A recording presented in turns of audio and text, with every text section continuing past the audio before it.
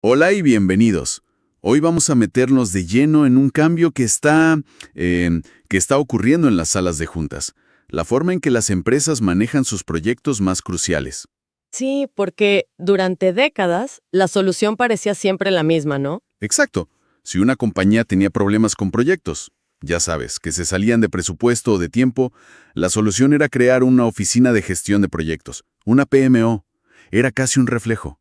Un reflejo que a menudo terminaba siendo, bueno, una estructura interna enorme, rígida y muy cara. Todos hemos estado en esa reunión donde el gerente de proyecto presenta un diagrama de Gantt con 300 líneas. Nadie entiende nada, pero todos asienten. Totalmente. La PMO tradicional a veces vivía en ese mundo. Y su primera gran evolución fue justo esa: dejar de ser un simple capataz de tareas para intentar convertirse en un socio estratégico. Justo, y cuando parecía que ese era el modelo definitivo, aparece algo nuevo. Para eso estamos aquí. Tenemos un análisis muy completo de José Fernando Quintanilla Gordillo sobre un modelo llamado PMO as a Service, o PMO AAS. Suena muy actual. La idea hoy es sacarle todo el jugo a este análisis para entender qué es, por qué está despegando en lugares, inesperados, y sobre todo, qué nos dice sobre el futuro de la estrategia empresarial. Y el punto de partida es fundamental para entender el salto. La PMO tradicional era como construir tu propia central eléctrica en el sótano de la empresa. La PMO AAS es básicamente enchufarse a la red eléctrica. Me gusta esa analogía. Dejas de fabricar la capacidad y empiezas a consumirla como un servicio. Flexible, especializado y externo. Es un cambio de mentalidad radical. A ver, profundicemos en esa central eléctrica del sótano. Según el análisis de Quintanilla, esa PMO tradicional era una unidad con costos fijos altísimos. Claro. Salarios, licencias de software, carísimas, espacio de oficina, Y no solo era cara, sino que tardaba meses. meses, si no años, en implementarse y empezar a dar algún resultado. Y en la práctica, su rol era muy reactivo. Era el equipo de bomberos. Justo. Se llamaba a la PMO cuando un proyecto ya estaba en llamas para intentar salvarlo. No estaban al principio ayudando a decidir qué proyectos deberían siquiera existir.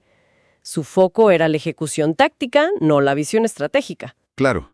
Entonces la idea era que dejara de ser el departamento que te persigue por el reporte de gastos. Y se convirtiera en el que te pregunta si tu proyecto realmente ayuda a la empresa a vender más en el extranjero. Ese es el cambio.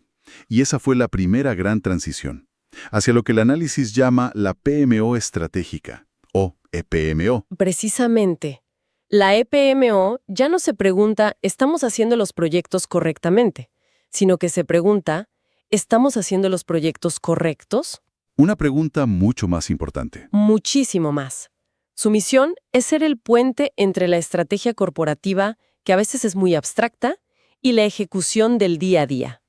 Y el impacto de ese cambio, no es menor. El análisis cita un informe, ¿no? El State of the PMO 2025. Sí, y es muy revelador.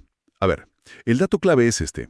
Las PMOs de alto rendimiento, que son las que logran esta alineación, consiguen mejoras de hasta un 84% en la conexión entre proyectos y las metas del negocio. 84%. Es muchísimo. Es que esto nos dice que el verdadero valor no está en entregar a tiempo y dentro del presupuesto, que es lo mínimo esperable, sino en asegurarse de que cada dólar invertido mueva la aguja del negocio en la dirección correcta. Ok, eso prepara el terreno perfectamente para el siguiente paso, el modelo como servicio. Si la EPMO fue la versión 2.0, esto suena a la 3.0. Podríamos verlo así, ¿sí? A ver si lo entiendo. PMOAS es externalizar la función completa, no solo contratar a un par de consultores. Es como si una empresa de logística gestionara todo tu almacén. Es una excelente analogía. O la del transporte, que a mí me gusta mucho. La PMO interna es como comprar un auto. Tienes que pagarlo, asegurarlo, darle mantenimiento. Encontrar estacionamiento. Y quizás solo lo usas para ir al trabajo. PMOAS es usar un servicio de transporte bajo demanda. Siempre tienes el vehículo adecuado, sea una moto para el tráfico o una camioneta para la mudanza, y solo pagas por el trayecto que usas. La experiencia y la infraestructura ya están ahí, listas para ti. Exacto. Ahora, el análisis de Quintanilla insiste mucho en diferenciar PMOAS de otros términos que suenan parecido. Me imagino que es fácil confundirse. Totalmente, y la diferencia es crucial. Lo fascinante aquí es la precisión del modelo. Por un lado, tienes PMAS, Project Management as a Service. ¿Y eso qué sería? Eso es, digamos, contratar al conductor para un viaje específico. Te proveen gerentes de proyecto para iniciativas puntuales. Es operativo, es temporal. Entendido. ¿Y el otro? El otro es PSOAS, Project Support Office as a Service. Esto es aún más específico.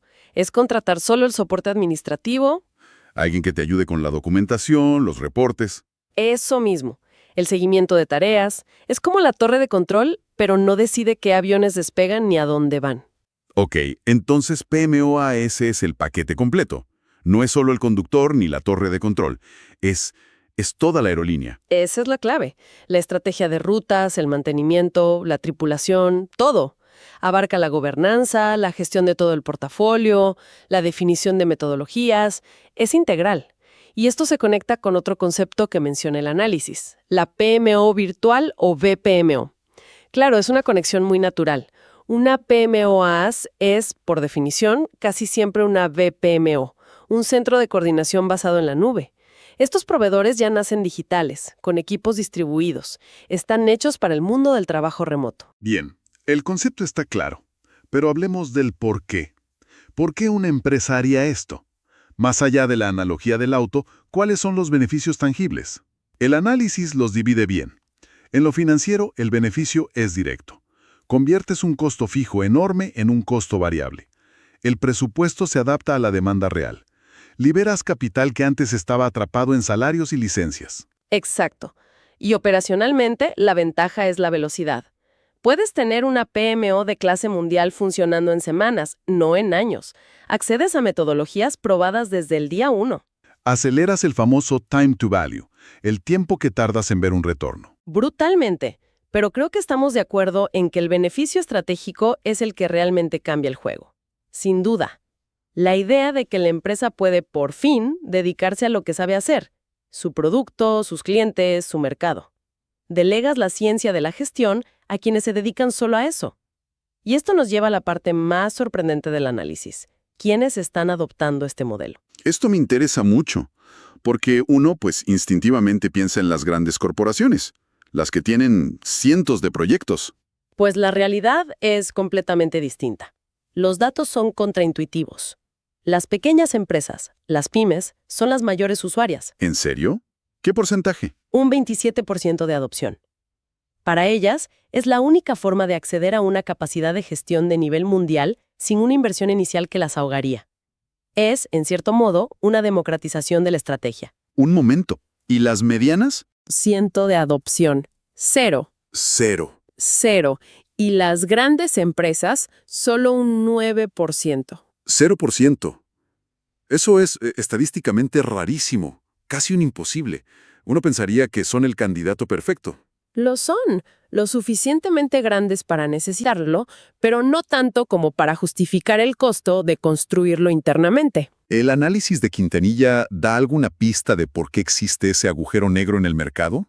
No profundiza en el por qué, pero podemos especular un poco, ¿no? Quizás están en un punto intermedio incómodo. ¿Cómo? Son demasiado grandes para pensar como una startup ágil que externaliza todo, pero demasiado pequeñas para tener los presupuestos de una corporación.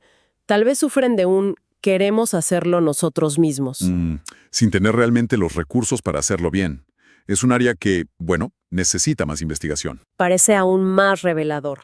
El que compara a las empresas de alto rendimiento con las de bajo rendimiento. Ese mismo. Es el dato que cambia toda la percepción del modelo. Las PMOs, consideradas de alto rendimiento, externalizan sus servicios 7 veces más que las de bajo rendimiento. 7 veces más. Hablamos de un 35% de adopción en las mejores, frente a un escaso 5% en las que tienen problemas. Entonces la conclusión es demoledora. PMOAAA no es una muleta para las organizaciones que cojean. No es para arreglar una PMO que no funciona. Es un cohete para las que ya vuelan alto, exactamente. Las organizaciones más maduras y exitosas Lo ven como una herramienta estratégica para ser aún más ágiles, para escalar más rápido. Y para enfocar a su talento interno en la innovación y no en la administración. Es una estrategia de aceleración, no de remediación. Claro, todo esto suena muy bien, pero Entregar una función tan crítica a un tercero tiene que tener sus riesgos, ¿no? Me imagino a un CEO pensando, ¿voy a dejar que alguien de fuera gestione mis proyectos más secretos? es la pregunta fundamental. Y el análisis es muy claro al respecto. Identifica 3 riesgos principales y, más importante, cómo mitigarlos. El primero es la desalineación cultural. El proveedor externo llega con sus propios procesos, su jerga, y puede chocar con la cultura de la empresa. Exacto. Y eso suena un poco abstracto, pero en la práctica, la fricción ocurre en la comunicación y en las expectativas. Por ejemplo, Por ejemplo, el proveedor puede estar acostumbrado a un ritmo de reporte diario muy ágil, y la empresa cliente tiene una cultura de reuniones semanales más pausadas. O el proveedor valora la franqueza para señalar riesgos, y la cultura del cliente es más indirecta. entiendo. Entonces, la solución no es un software. No, es una gestión del cambio muy activa. Objetivos compartidos, reuniones de alineación constantes y, sobre todo, construir confianza a nivel humano. Ok, eso tiene sentido. El segundo riesgo es obvio, la seguridad y la confidencialidad. Crítico, y a menudo un punto de quiebre. La PMO estratégica maneja el ADN de la compañía, planes de nuevos productos, datos de inversión. Una filtración es catastrófica. Por eso la mitigación tiene que ser a prueba de balas. Acuerdos de confidencialidad férreos, auditorías de seguridad, certificaciones, especialmente en sectores hiperregulados como el financiero o la salud. Y el tercer riesgo es el miedo a la dependencia. El temor de que, si el contrato termina, el proveedor se lleve todo el conocimiento y la empresa quede en cero. La dependencia excesiva, exactamente. Es un miedo muy legítimo. La solución que propone el análisis, y que se está convirtiendo en la mejor práctica, es un modelo híbrido. No externalizas el 100%. No. Mantienes una pequeña PMO interna, un centro de excelencia, cuyo rol es retener el conocimiento estratégico y cultural y actuar como interfaz con el proveedor. Además, el contrato debe incluir cláusulas de transferencia de conocimiento. El objetivo es que la organización gane madurez, no que se vuelva dependiente. Bien, hemos definido qué es, quién lo usa, cuáles son los riesgos. Miremos ahora hacia adelante. ¿Qué significa todo esto para el futuro? El análisis apunta a 2 grandes tendencias. Sí, y si conectamos los puntos, vemos un cambio de enfoque muy claro. La primera tendencia es la gestión de portafolios centrada en el producto. Ya no en proyectos, con un inicio y un fin. Eso es. Tradicionalmente era construir un puente o lanzar una campaña. Hoy, el valor se crea en productos que evolucionan continuamente. Como las aplicaciones en nuestro teléfono, que no se terminan, sino que reciben actualizaciones cada semana. La gestión tiene que parecerse más a eso. Justo. Es un ciclo de vida continuo. Por eso, los proveedores de PMOAS están adoptando marcos de trabajo ágiles e híbridos. La PMO ya no solo ejecuta la estrategia, sino que, a través de ciclos cortos de retroalimentación, ayuda a refinarla sobre la marcha. Y la segunda tendencia. Me imagino que la inteligencia artificial tiene que estar metida aquí. Por supuesto, es la integración masiva de IA y automatización. El análisis señala que las PMOs de alto rendimiento ya no esperan a que los problemas ocurran. Usan algoritmos para prever la necesidad de recursos, para analizar riesgos, de forma predictiva, basándose en datos históricos, y para optimizar sus carteras de proyectos. Pero si la IA predice los riesgos y asigna los recursos, ¿qué le queda por hacer al gerente de proyecto? Es una buena pregunta. Le queda lo más importante, la parte humana y estratégica. La IA te presenta escenarios, probabilidades, recomendaciones, pero la decisión final, la negociación con los stakeholders, la creatividad para resolver un bloqueo, eso sigue siendo humano. La PMOAS se convierte en un vehículo para que las empresas accedan a esta IA sin contratar un ejército de científicos de datos. El proveedor te da la inteligencia y tu equipo toma las decisiones. Y ya hay un ecosistema surgiendo en torno a esto. Por un lado, los proveedores de software como PlanView o Microsoft, y por otro, las grandes firmas de consultoría como Deloitte o McKinsey, que aportan la metodología. Haciendo un balance, Hemos recorrido un camino largo. Partimos de una PMO interna, reactiva, casi un mal necesario, hasta llegar a este modelo de servicio estratégico, flexible, externo. Sí, Si tuviera que quedarme con una idea central del análisis, sería que la PMO-AAS ha democratizado el acceso a la gestión estratégica. Ha permitido que empresas más pequeñas compitan en ligas mayores. esa es una gran síntesis. Y añadiría que la conclusión principal del análisis es que su valor no debe medirse solo en la reducción de costos, aunque exista. Su verdadero retorno está en la agilidad estratégica que inyecta en la organización, Y en la capacidad de innovación que libera. en la capacidad de innovación y en la gobernanza de datos robusta que implementa, que es algo absolutamente crucial hoy en día. Para cerrar, el análisis nos deja con una reflexión muy potente, ligada a esa idea del modelo híbrido. Y nos lleva a una pregunta que toda organización debería hacerse. Si cada vez más funciones, incluso la ejecución de la estrategia, pueden convertirse en un servicio que se contrata, ¿Cuál es el núcleo de conocimiento y decisión que una organización nunca, bajo ninguna circunstancia, debería externalizar? ¿dónde reside realmente el alma estratégica irreemplazable de una compañía?